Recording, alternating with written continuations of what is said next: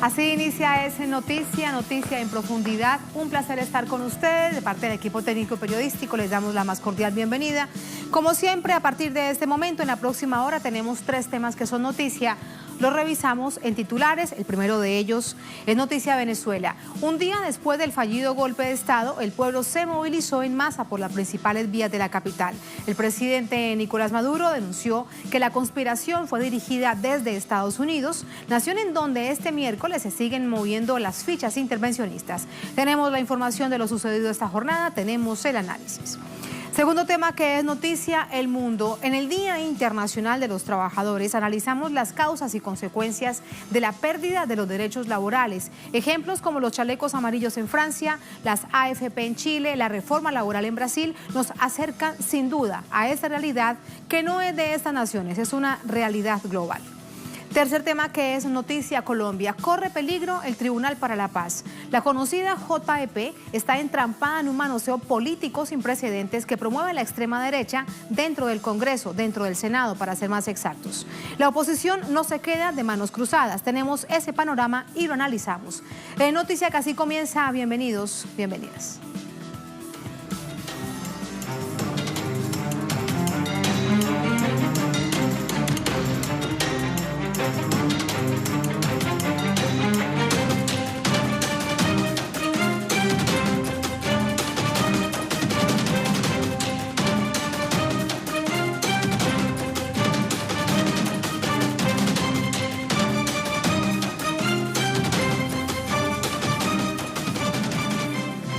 En noticia Venezuela, el Pentágono, otros representantes de la Casa Blanca hablaban este miércoles acerca del intento de golpe de Estado perpetrado la víspera contra el gobierno bolivariano. Los funcionarios no descartan la intervención militar sobre la nación, se mantiene sobre la mesa. Entre tanto, en Caracas se vivió una intensa jornada de movilización, una masiva movilización chavista y concentración de la oposición. Detalles a continuación. El Comité de Servicios Armados del Congreso estadounidense y líderes del Pentágono sostuvieron este miércoles una reunión centrada en evaluar los hechos que tuvieron lugar en Caracas la víspera. El almirante Craig Faller, jefe del Comando Sur, descartó la participación de las fuerzas militares de su país en acciones para derrocar el gobierno legítimo de Nicolás Maduro. Faller dijo que el Pentágono está más bien enfocado en crear alianzas militares con socios de la región, asegurándose de estar preparados para la llegada de la supuesta transición democrática de gobierno en Venezuela. Nuestro liderazgo ha sido claro. Debe ser principalmente una transición democrática. Estamos en total apoyo a la diplomacia y estamos listos para apoyar ese esfuerzo. Por su parte, el enviado de Estados Unidos para Venezuela, Elliot Abrams, aseguró que figuras claves del gobierno de Maduro habían supuestamente negociado con la oposición la salida del mandatario y cuando llegó el momento, apagaron sus celulares. Abrams negó la participación de Washington en el supuesto pacto de transición política. Mientras, el secretario de Estado norteamericano Mike Pompeo afirmó estar preparados para colaborar militarmente en caso de que las circunstancias lo requieran. El funcionario criticó nuevamente las relaciones de Cuba y Rusia con Caracas, considerándolas desestabilizadoras. La víspera, Pompeo había afirmado que Maduro tenía planeado huir del país este martes, pero los rusos se lo impidieron. El mandatario venezolano respondió a las amenazas de Washington este miércoles. Los golpistas venezolanos no solo se engañaron a sí mismos, no solo engañaron al personal que movilizaron Altamira, sino que los golpistas venezolanos en esta oportunidad engañaron al imperialismo norteamericano y le hicieron creer que yo me iba a rendir, que yo me iba a entregar y que yo me iba a ir del país. Maduro encabezó una gran marcha revolucionaria en Caracas en conmemoración del Día Internacional del Trabajador y en rechazo a los múltiples ataques desestabilizadores de Estados Unidos y sus aliados contra el país. Este golpe de Estado que se pretendió ayer, esta escaramuza golpista, la dirigieron personalmente desde la Casa Blanca John Bolton, así lo denuncio. Y pido que se investigue en los Estados Unidos las acciones ilegales y golpistas de John Bolton contra la democracia venezolana. En paralelo, la oposición se concentró en varios puntos al este de la capital, en atención al llamado de Juan Guaidó, en el marco de la denominada Operación Libertad, Pequeños grupos extremistas intentaron generar focos de violencia que fueron controlados por las autoridades. De esta manera, se desarrolló otra jornada en Venezuela, marcada por el asedio internacional, pero el deseo de paz de la mayoría de los ciudadanos.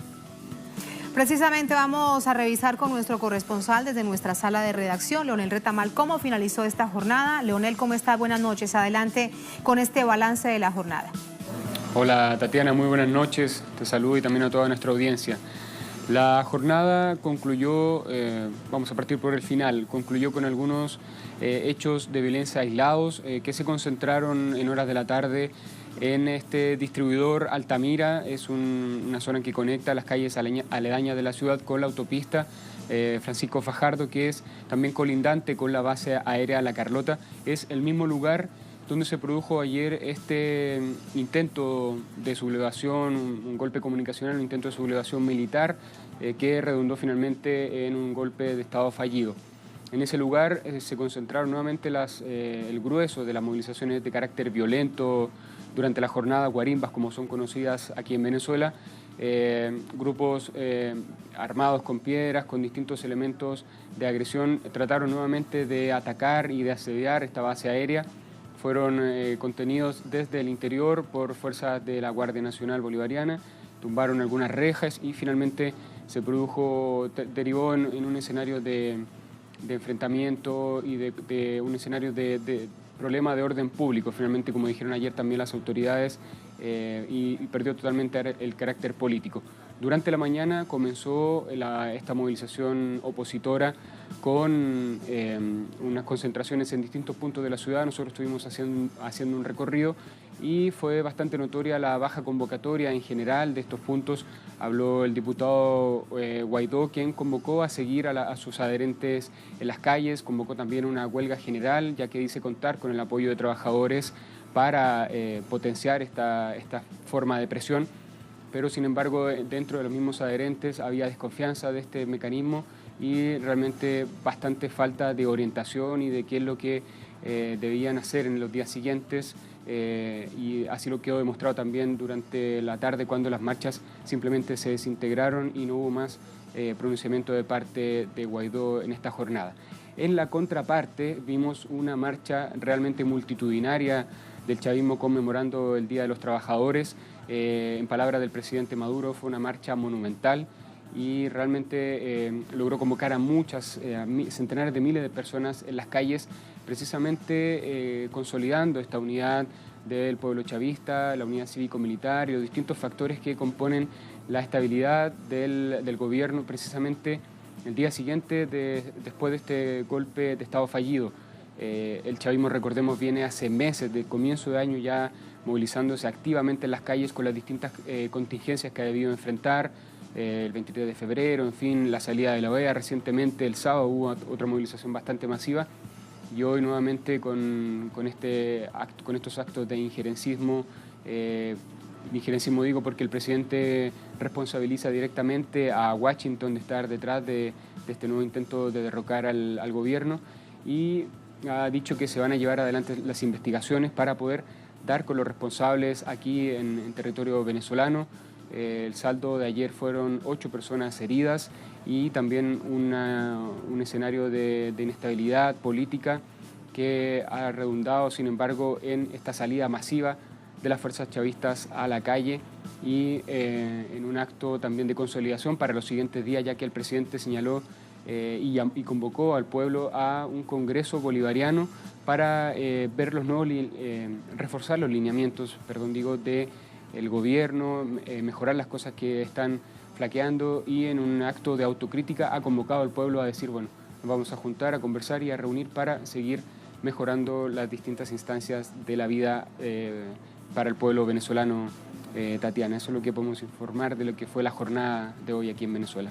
Intensa jornada, muchísimas gracias. La de este miércoles, que entre otras cosas también conmemora, tiene como colofón el asunto de fondo, el Día Internacional de los y las Trabajadoras. Muchas gracias, Leonel. Buenas noches. Buenas noches. Buenas noches. Vamos con el análisis. Para ello nos acompaña Patricio Zamorano. Él es analista internacional, es académico, es editor senior del Consejo de Asuntos Hemisféricos de Washington, D.C., precisamente con nosotros desde la capital de Estados Unidos. Patricio, ¿cómo estás? Buenas noches. Buenas noches, Tatiana. Tremendo placer, como siempre. ¿Cómo estás? El placer es nuestro, Patricio, gracias a ti. Fíjate, quiero comenzar este análisis por los hechos que se han registrado, y no solamente durante esta jornada, días atrás desde Estados Unidos, a ver si logramos entender cómo se mueven las fichas desde la Casa Blanca con un asunto central, y es la intervención de una u otra manera sobre Venezuela.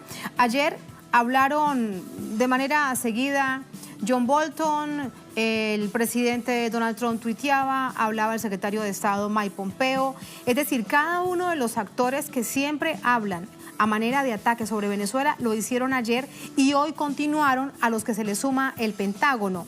¿Qué es entonces lo que debemos entender de todo esto? ¿Están todos dispuestos para eso? Y lo que uno se pregunta, entre otras cosas, ¿para qué la figura de Elliot Abrams si hay otros que le hacen el trabajo? Yo te diría que todo esto demuestra un poco la desesperación, ¿no? Efectivamente, el proceso que ha liderado Guaidó, no hay ninguna duda que hasta ahora ha sido un fracaso, y eso yo creo que se respira en los pasillos aquí en Washington.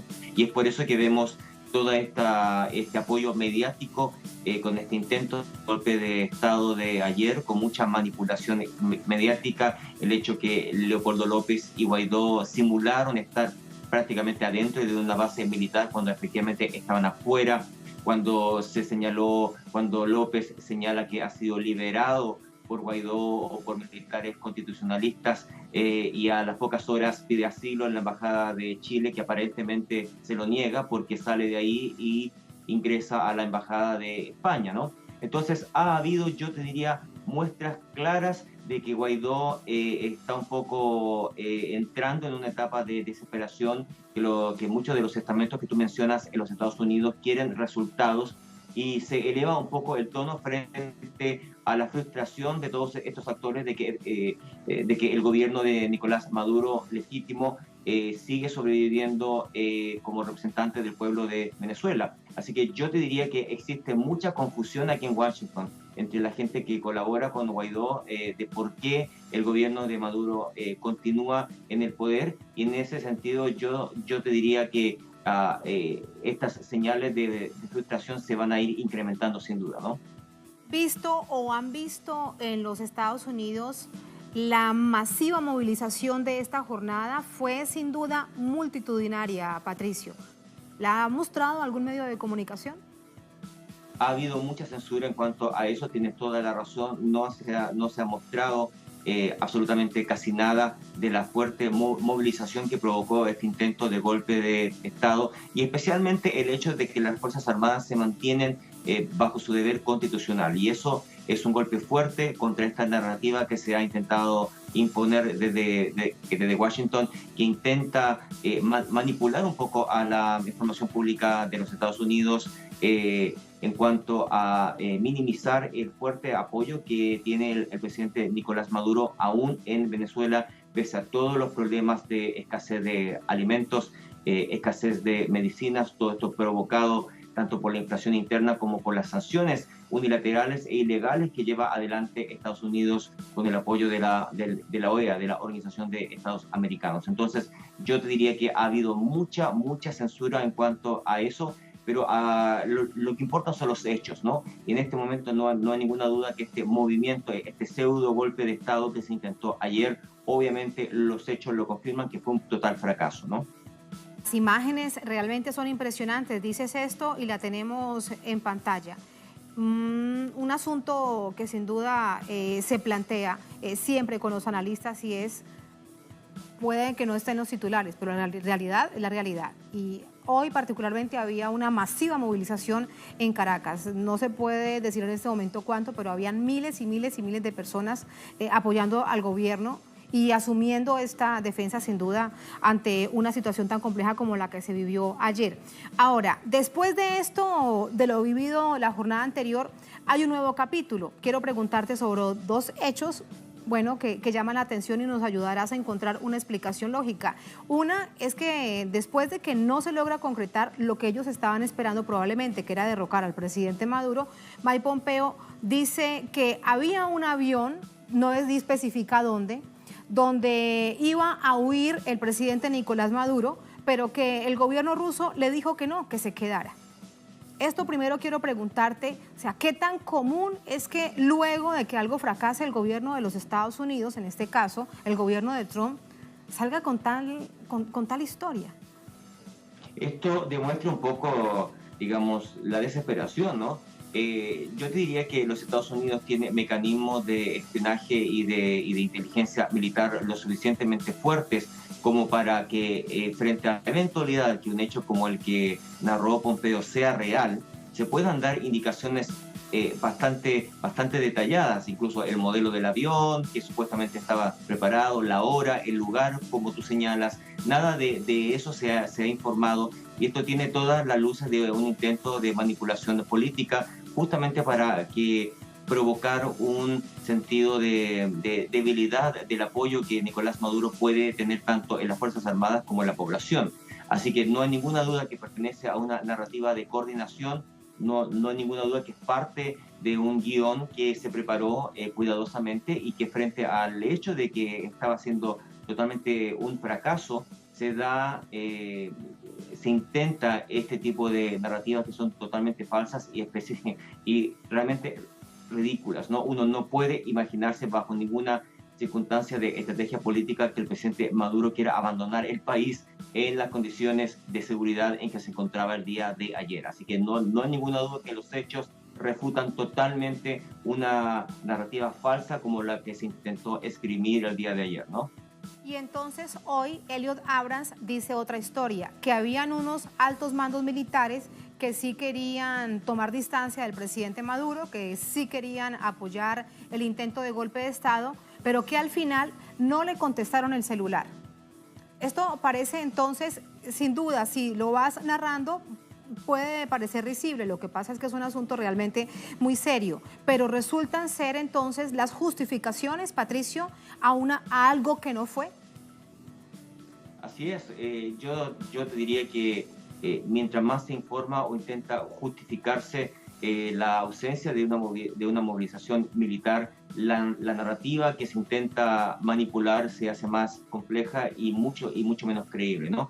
Lo que ha pasado, yo te diría, desde los Estados Unidos demuestra un poco la voluntad que hay también dentro de la oposición de Venezuela de abrir las puertas del país para una posible invasión militar. Hemos dialogado hoy día con opositores que se han hecho presentes frente a la Embajada de Washington, de Venezuela, aquí en Washington, que está siendo asediada por apoyadores de Guaidó, que pretende tomarse a la fuerza la Embajada de Venezuela aquí en Washington. Y los opositores presentes frente al edificio diplomático, muchos expresaban de una manera clarísima que están dispuestos y que dan la bienvenida a una intervención militar de los Estados Unidos en suelo venezolano. Y eso demuestra un poco el nivel de entreguismo político al que es capaz, al que está dispuesta muchos de los sectores de la oposición de Venezuela. Yo te diría que esa posición en todo caso no es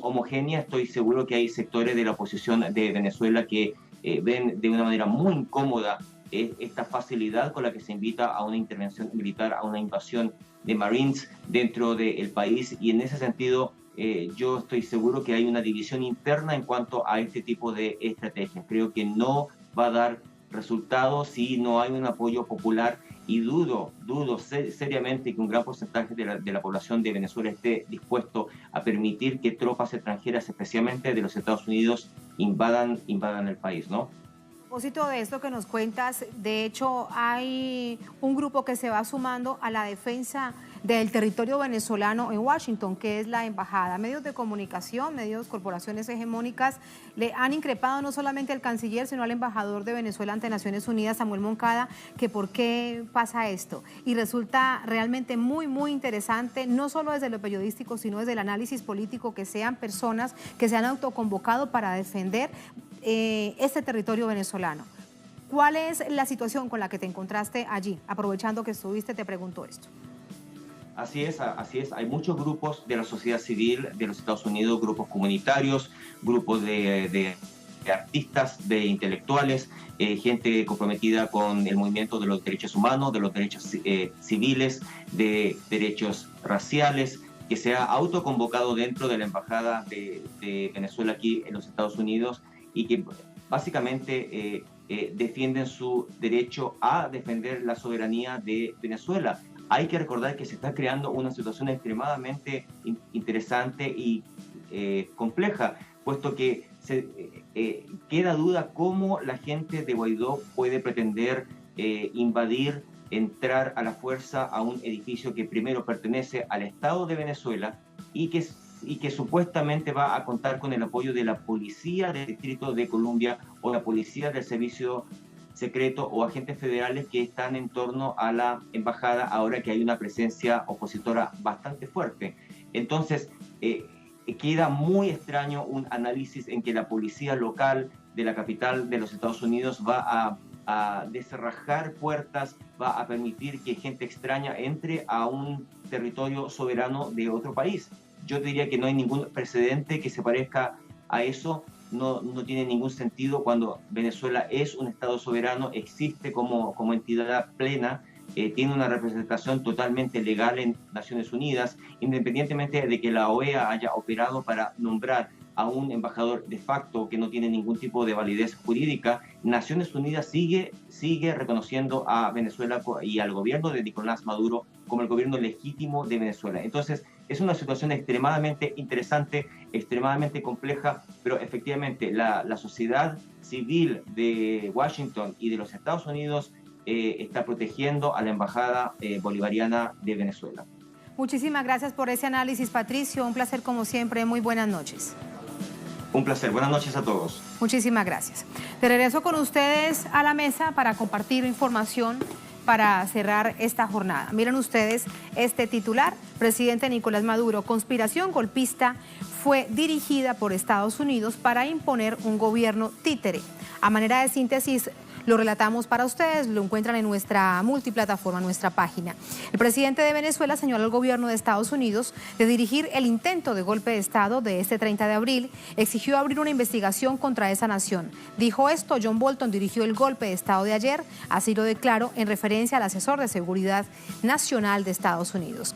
Resaltó que la conspiración golpista fue derrotada porque se impuso la conciencia del pueblo venezolano ante el golpismo criminal. Allí la información la compartimos con ustedes, pueden revisarla en www.telesurtv.net. Muy bien, así nos vamos a la primera pausa en esta emisión de Es Noticia. Al volver, en Noticia El Mundo. En el Día Internacional del Trabajador, analizamos las causas, las consecuencias de la pérdida de los derechos laborales. Ejemplos como los chalecos amarillos en Francia, las AFP, el asunto de las jubilaciones en Chile, la regresiva reforma laboral en Brasil, nos acercan a esta realidad global. Tenemos la información, tenemos el análisis al volver en Es Noticia.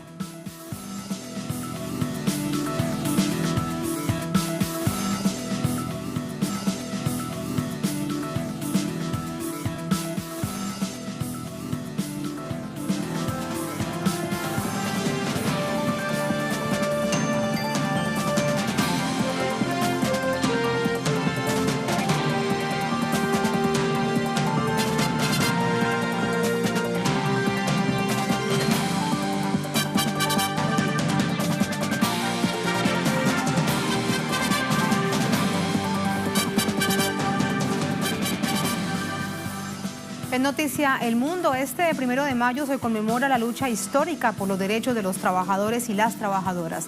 Vamos a revisar cómo se han resquebrajado esos derechos del sector laboral en varios países del mundo. Detallamos además algunos hechos de esta jornada a continuación.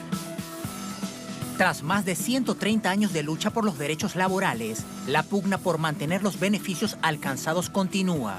La inagotable batalla erigida por quienes dieron la pelea por abolir la esclavitud, reivindicar a los obreros y campesinos, tener horarios y salarios dignos, no termina. Esta conmemoración internacional tuvo distintas manifestaciones populares. Desde Francia, un país ejemplo de los derechos laborales en la historia, los chalecos amarillos enfrentaron esta jornada una fuerte represión con más de 7.000 policías en las calles. Sus reclamos al gobierno de Manuel Macron son cambios en las cargas tributarias, disminución en los costos de los servicios y gastos públicos e igualdad de condiciones laborales para toda la población. En el caso de Chile, miles de manifestantes salieron a las calles para reclamar por la falta de empleos, la discriminación laboral y la priorización de la tecnología sobre la mano de obra obrera. La represión de los carabineros con camiones de agua y gases lacrimógenos fue la respuesta estatal.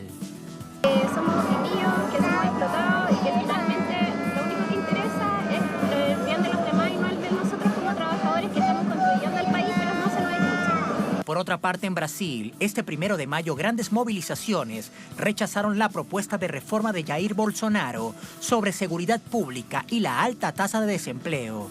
Según el Instituto Brasileño de Geografía y Estadística, el 12,7% de la población económicamente activa no tiene trabajo. Estas exigencias en Francia, Chile o Brasil se repiten alrededor del mundo. Un estudio sobre las condiciones laborales realizado por la Organización Internacional del Trabajo destacan que unas 7.500 personas mueren diariamente debido a ambientes de trabajo inseguros e insalubres y más de 1 millón se lesionan también a diario en sus jornadas laborales. Seguimos sumando hechos, vamos hasta Brasil, hasta Sao Paulo con Ignacio Lemos. Nacho, hola, adelante, ¿cómo finaliza esta jornada?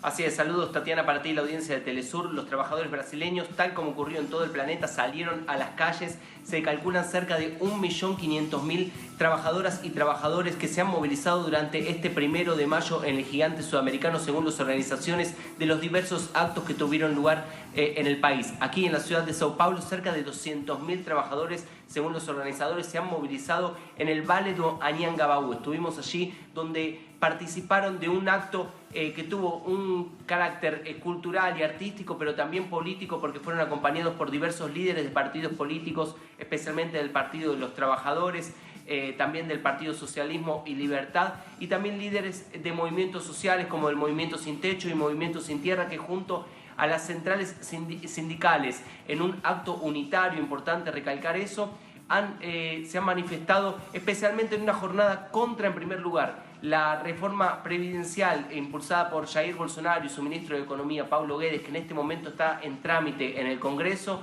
para ser votada próximamente si consigue avanzar, y también especialmente contra la prisión de Luis Ignacio Lula da Silva, que ya cumple 1 año en Curitiba. Luis Ignacio Lula da Silva, el primer líder operario que alcanzó la presidencia de Brasil después de un proceso de cerca de 3 décadas de construcción social que llevó a la presidencia al Partido de los Trabajadores. Bueno, en este momento se encuentra encarcelado y es por eso que los trabajadores volvieron a denunciar el carácter político de la prisión de Lula, quien era favorito en las últimas elecciones presidenciales para ganar para ascender nuevamente a la presidencia de Brasil, pero fue encarcelado y condenado justamente por Sergio Moro, el juez del caso Lavallato, que hoy es ministro de Jair Bolsonaro, pasó a conformar el ministro del rival electoral de Luis Ignacio Lula da Silva. Entonces, esos dos caminos fueron los focos principales de estas manifestaciones en Brasil. Por un lado, la denuncia contra la reforma jubilatoria de Jair Bolsonaro, que pretende impulsar una reforma en los términos de las AFP chilenas, una capitalización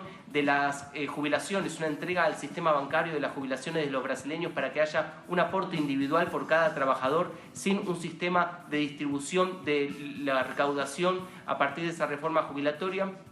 Y importante recalcar también que en este momento hay una disputa, no solamente de los bancos con los trabajadores, sino también de las grandes empresas, porque grandes empresas brasileñas como la minera Vale, como el monopolio mediático Globo, tienen una deuda 3 veces mayor que el déficit del Instituto Nacional de Seguridad Social en Brasil. Es por eso que en este momento la disputa está entre que cobrar esa deuda de las grandes empresas o que los trabajadores paguen con mayores restricciones a la hora de jubilarse. Entonces, en ese sentido se ha manifestado en este 1 de mayo, por un lado, la denuncia por la prisión política de Luis Ignacio Lula da Silva y por otro, el rechazo a la reforma jubilatoria de Jair Bolsonaro. Tatiana.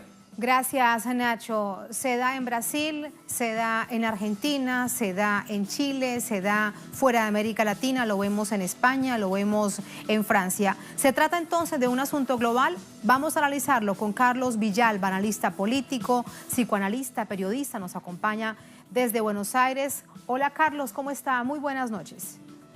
¿Qué tal, Tatiana? Muy buenas noches.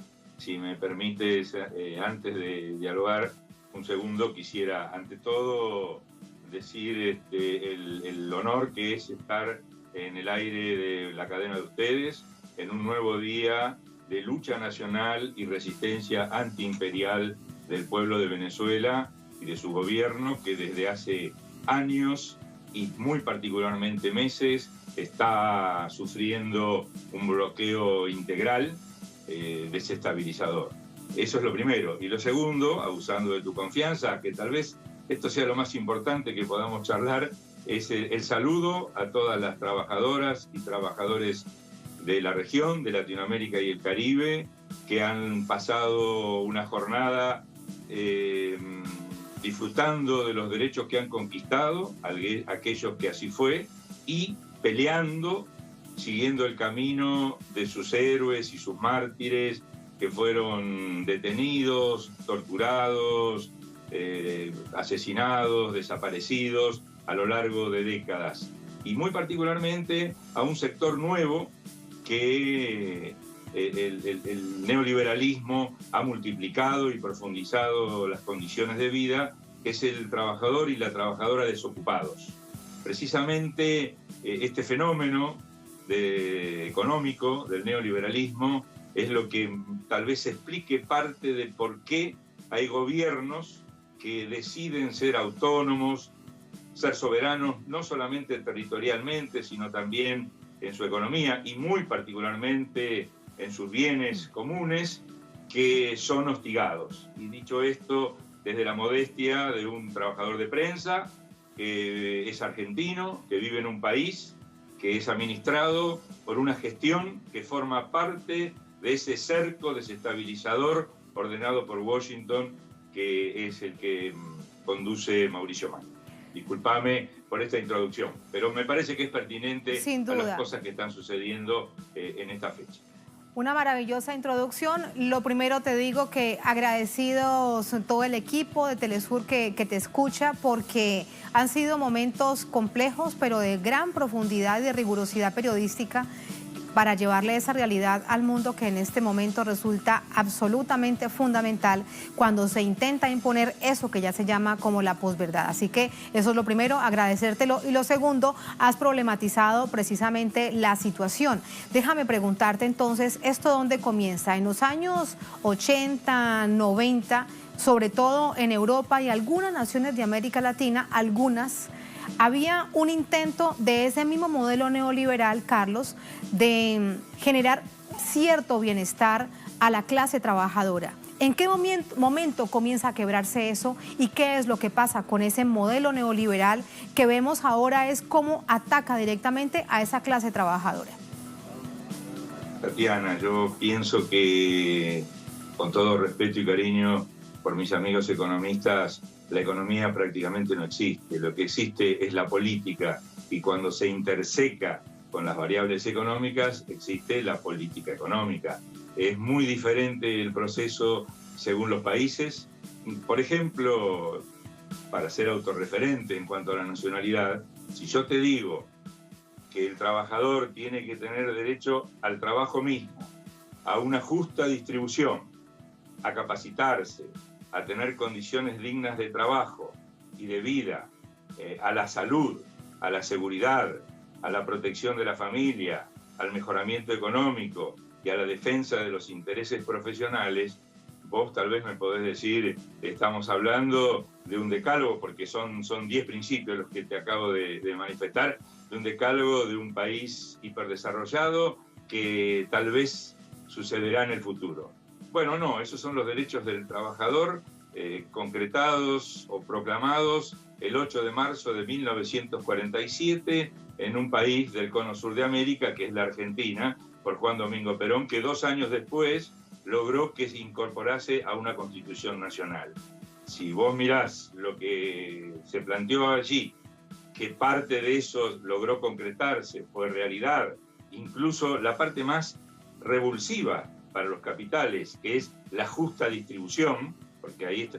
Una cosa es hablar de derechos y abstractos y otra cosa es hablar de tocar los intereses de los que tienen los medios de producción. Eso lo logran los pueblos cuando logran sintonía con gobiernos que los escuchan y transforman en función de esos intereses. Ahora bien, en nuestra región tiene otra cosita que sin irme demasiado del tema, hay que señalar. Lamentablemente nuestra región, Latinoamérica y el Caribe, tiene un ciclo histórico de avances y retrocesos, ¿sí? Hay como mareas y contramareas. Nosotros, más de la mitad del tiempo transcurrido en lo que va del siglo XXI, particularmente Sudamérica, tuvo un conjunto de gobiernos nacionales con intenciones de redistribuir por lo menos la renta, otra cosa es la riqueza, por lo menos la renta, a partir de la generación de empleo, a partir de beneficios en las tarifas de los servicios públicos, a partir de determinados apoyos a los trabajadores cooperativistas, de algunos planes sociales.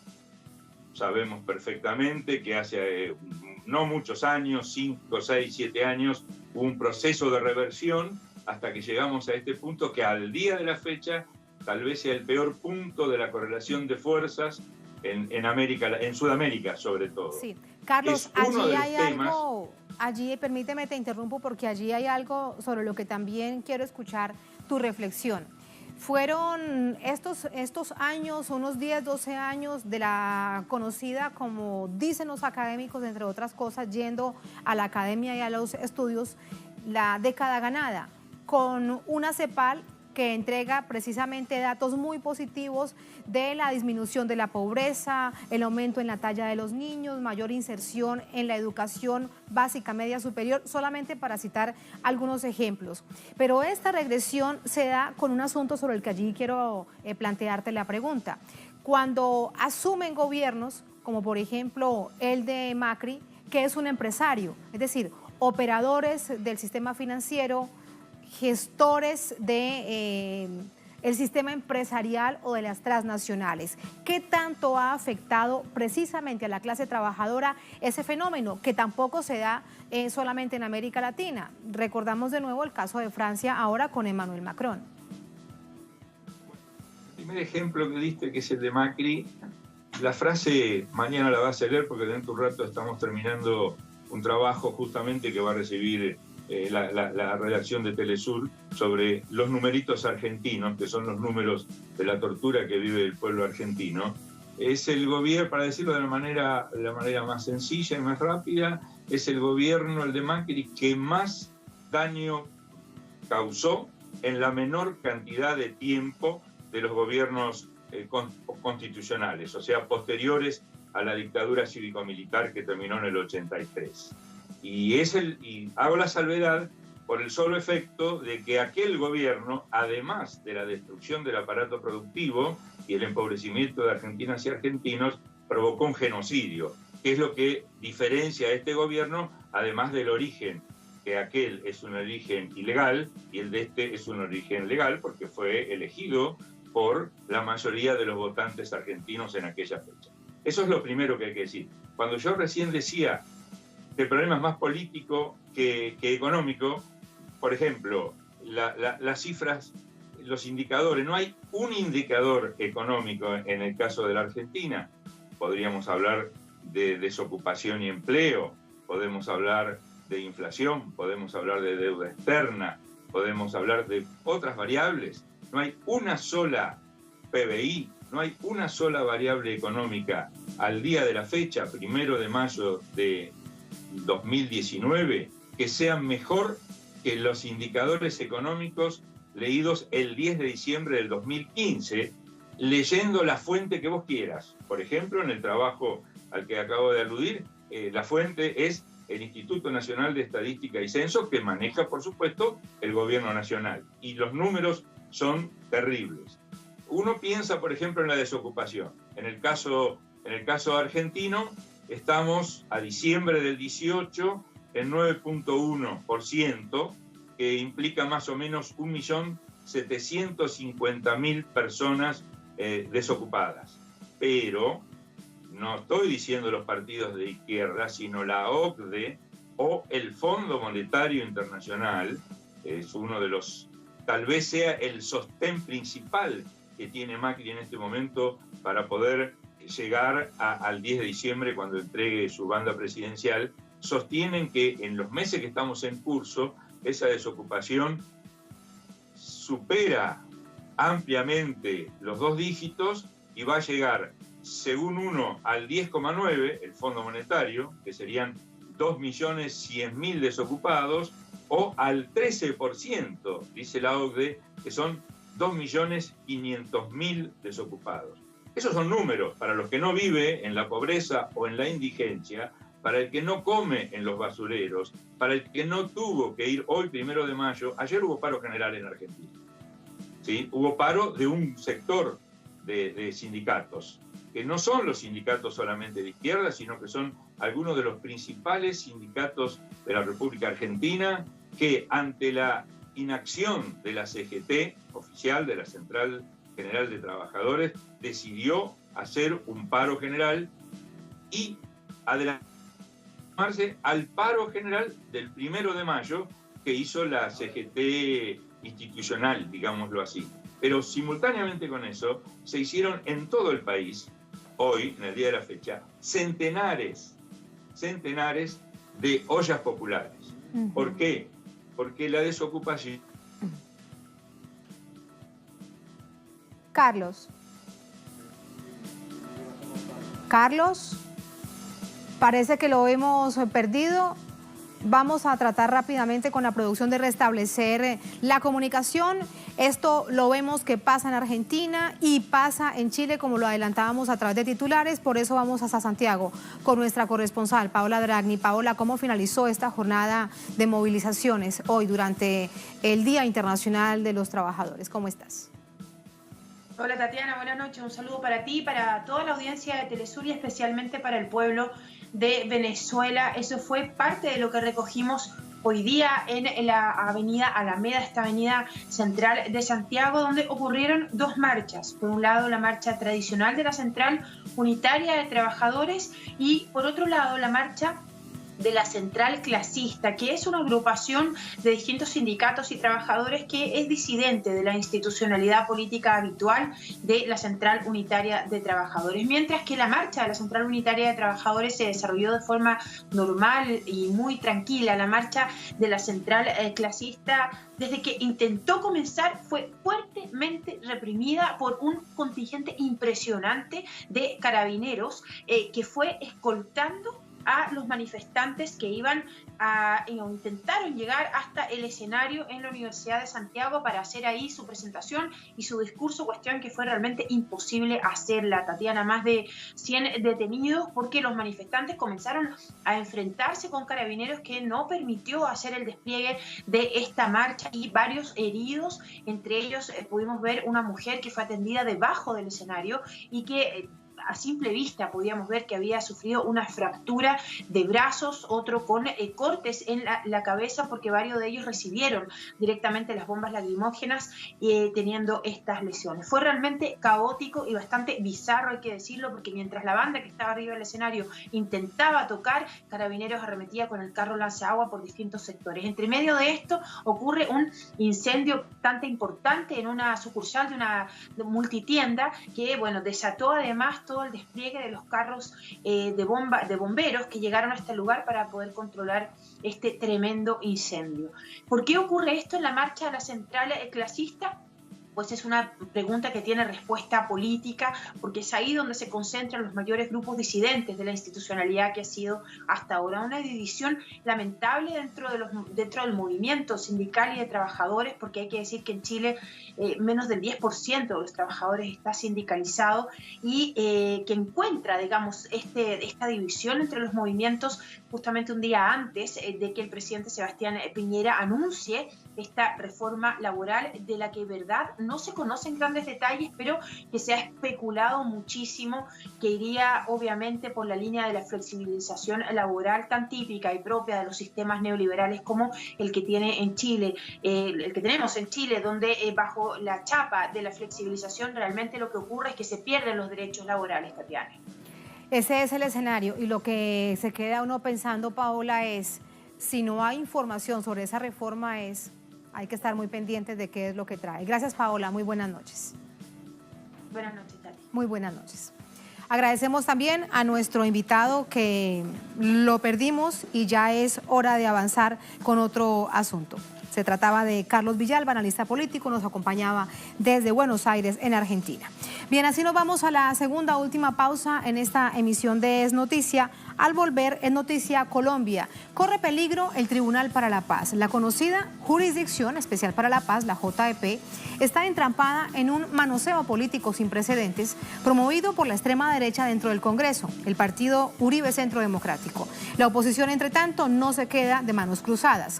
Tenemos ese panorama, tenemos el análisis al volver en Es Noticia.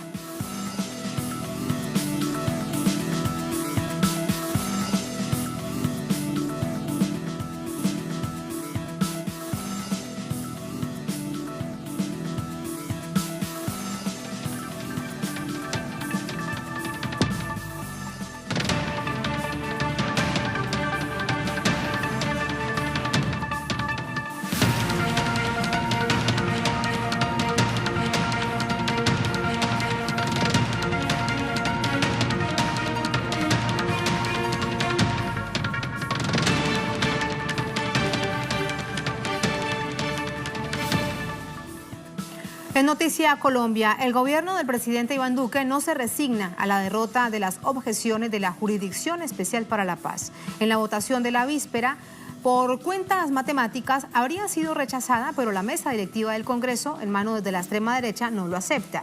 Este miércoles, en la tarde, el Congreso reanudó la sesión que quedó en veremos la noche de ayer.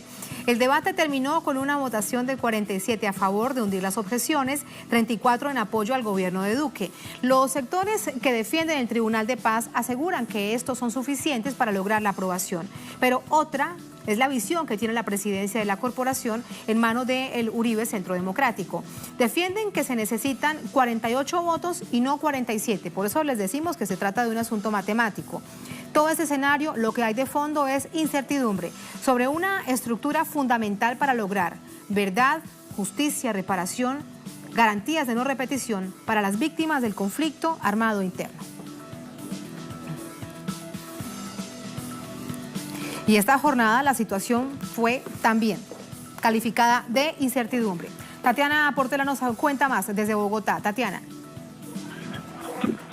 Un saludo para ti, Tatiana, y para todos nuestros televidentes. Pues bien, hay que decir que, como usted ya lo mencionaba, esto es un hecho bastante irregular.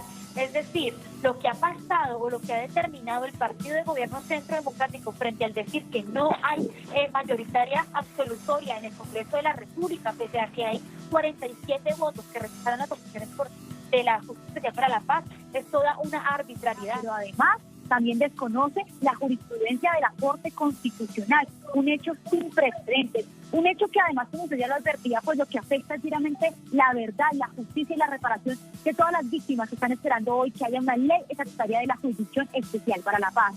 ¿Qué hay que decir? El día de ayer, después de que el Centro Democrático dijera que no había mayoría absolutoria, el partido de oposición con los partidos que apoyan el proceso de paz salieron del Congreso de la República, así mismo como el Centro Democrático, y al romperse el quórum, pues el secretario que estaba en ese momento del Congreso de la República no cerró bien la asamblea, por decirlo así, o lo que se estaba presentando en el Congreso de la República.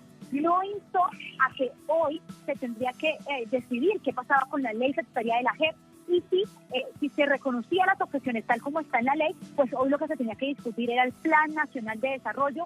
No más, sin más faltaba decir que también es un proyecto bastante complejo en el Congreso de la República y que ha reaccionado, ha hecho diferentes acciones frente a quienes rechazan este plan porque lo consideran lesivo para el país. Por eso no se pudo llevar a cabo hoy ese dilema de la Jurisdicción Especial para la Paz, de la ley estatutaria. Han dicho que mañana sobre las 9 de la mañana se reanudará en el Congreso de la República esta votación.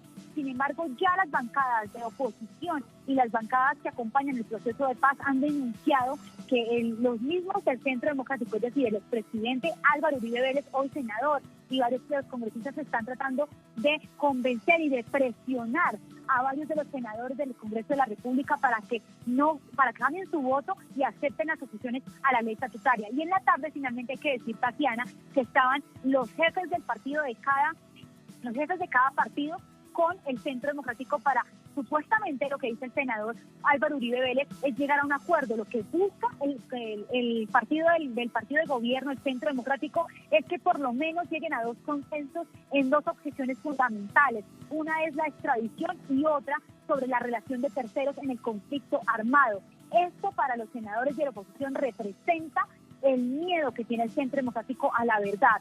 Y es que nada menos tenemos que decir que 12 de los senadores que presentaron objeciones o que presentaron impedimentos están porque en primera o en segunda consanguinidad, hay que decir, tienen familiares que están involucrados en parapolítica, con paramilitarismo o por ejecuciones extrajudiciales en la Jurisdicción Especial para la Paz. Por supuesto, Tatiana, nosotros estaremos muy atentos mañana para ver cómo va a ser el desarrollo y si por fin se le va a dar un respeto a las víctimas en esta ley estatutaria de las objeciones del presidente Iván Duque.